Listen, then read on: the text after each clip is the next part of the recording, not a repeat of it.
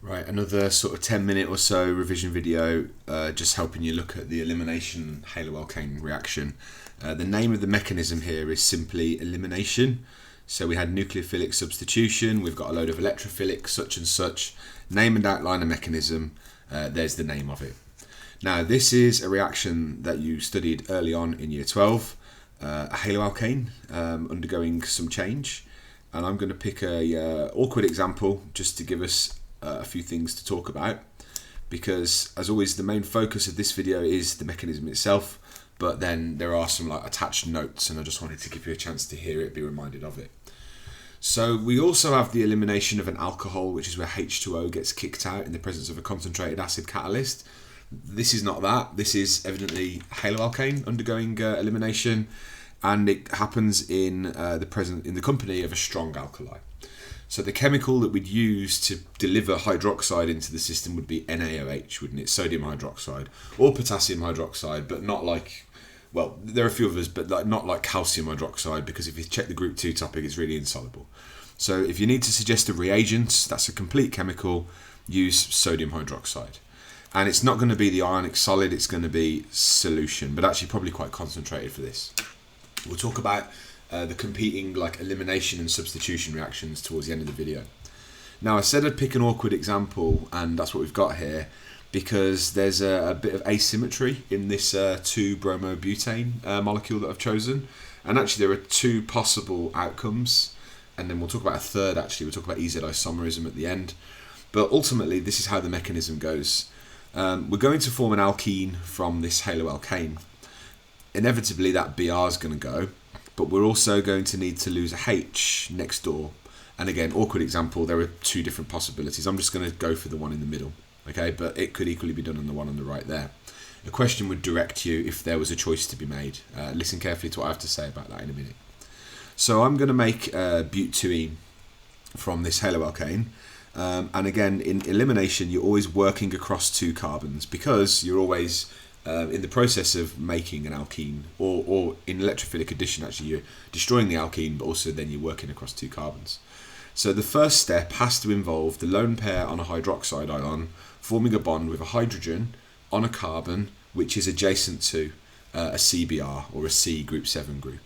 Now at this point, if you want to pause the video and do it for yourself, please do. Anyway, we're off to make butene. Here we go. Now, having formed a bond with that H, that's basically making water, isn't it? H and OH, they're going to bond together to make H2O. This CH bond can't remain, because the H is getting a new partner, and it can only form one bond, can't it? So this CH bond has to break. So there's an arrow going from the bond, indicating that those electrons are being redeployed. There'll no longer be a bonding pair between C and H. There still will be a bonding pair, actually. Now there's a bit of flexibility in this particular arrow. I'm going to draw it going to the CC bond, which connects the hydrogen I've started with to its carbon to the one that holds the Br. And then again, this pair of electrons is basically now going to be shared between the two Cs. The CBr bond has to break to make space for it. And so here's another bond breaking, so that's an arrow from the bond breaking to the group 7 atom. So there it is, we get this kind of staircase look, or well, it doesn't have to be that way around. Let's have a look at what we get now. I'll just draw it all in display for the sake of clarity. I know it takes a second to draw. So that CH bond on the top, as it was, is still there. The OH has taken a H off, and we've now got a water molecule.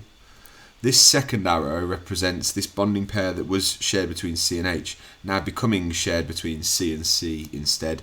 So we've now got a double bond there, we've doubled it up, it was already a single bond. The carbon that had the Br has lost the Br, the bromine is broken off, and again it's a bromide ion now, because bromine got its electron back out of that CBr bond and the one that carbon put in, you can imagine, and therefore you've got a CH bonded to it. I won't do it in complete display because I'm running out of space, CH3. So that's the mechanism, that's it, that's all there is. There is more to be said about this one though, which is what most of the next couple of minutes are going to be about. So we've made butene. Now a question might, push you down the line of thinking about how many different isomers are possible coming off this. Let me go into skeletal style now. So here's our friend once again, 2-bromobutane. And this mechanism happens, and therefore we get butene. First thing to note though, there are two isomers of butene, and of course I don't mean position isomers because butene is not the same as butanene, which we can also get formed here, but what I'm saying is we've got E and Z. That there, you can see these priority C's relative to the H's that we don't show in skeletal style are entgegen relative to each other. So this would be the E isomer, and statistically speaking, there's just no reason why you couldn't also have the Z isomer. So the fact that we're forming butene, and the fact then that butene exhibits EZ isomerism, means that actually there are two different products there just off this mechanism that's drawn. But on top of that, and again it's going to get messy, but I'll just use a different coloured pen on the same mechanism. In this particular example, actually, to attack one of these adjacent hydrogens doesn't lead to the same outcome as attacking one of those two there, and I went for the bottom one. So in green pen now, if instead my mechanism goes hydroxide forms a bond with a hydrogen on the carbon on the other side of the CBr group, causing that CC to double up, and as always causing the CBr to break. So you can see I've got the same mechanism, the same combination of reactants, two different mechanisms there. It is ultimately the same mechanism, it's elimination, but you can see the difference. That gives us a different product. I'll put it down here. We get butanene, okay? But let me just draw it in display in case it helps anybody. So having gone through the green arrow route, we've put the double bond in at the end of the chain. So this CH3CH2 group on the other side is completely unaffected. Okay, it's not display, but it's clear enough. The HBr is now just CH. Sorry, it's off the screen. Whoops. Bromide's gone. Doubled up. The CH3 on the end is now a CH2. So we've got butanene. Okay. So actually, 2-bromobutane undergoing elimination in the presence of concentrated sodium hydroxide yields 3 different products. Butanene on butene, but then butene exhibits EZ isomerism. So there's a little bit of a trick for you. Again, we're not going to revise how EZ comes about and how you assign priority now. That's not the focus for this video. A little bit more just about substitution versus elimination while we get a chance. So when we have a haloalkane reacting with sodium hydroxide or KOH or any suitable source of hydroxide ions, there are two possibilities, aren't there? I'm not going to do mechanisms at this point. I'm just going to stick to a sort of schematic. So our friend again, bromoethane there, can undergo nucleophilic substitution, and that through the mechanism that is a pretty easy one, nucleophilic subs, gives you an alcohol and bromide, okay, and sodium bromide, Na plus from the hydroxide, and Br minus gets kicked out, or elimination. Now actually I don't think this haloalkane is very likely to undergo elimination, but we teach it here like as if it could happen, so let's talk about that then. Then we'd get ethene, CH2, CH2. Again, and a H2O molecule and a Br minus ion, as per the mechanism you've just seen. Now, nucleophilic substitution and elimination both just involve a haloalkane and some hydroxide ions. So what's that about? So if we did put any haloalkane with NaOH, we'd get any elimination products. So you heard about EZ a minute ago, maybe being a thing, dependent on the structure of the haloalkane that it begins with, but then also an alcohol as well. You don't have total control, the way that we look at this, over which one happens.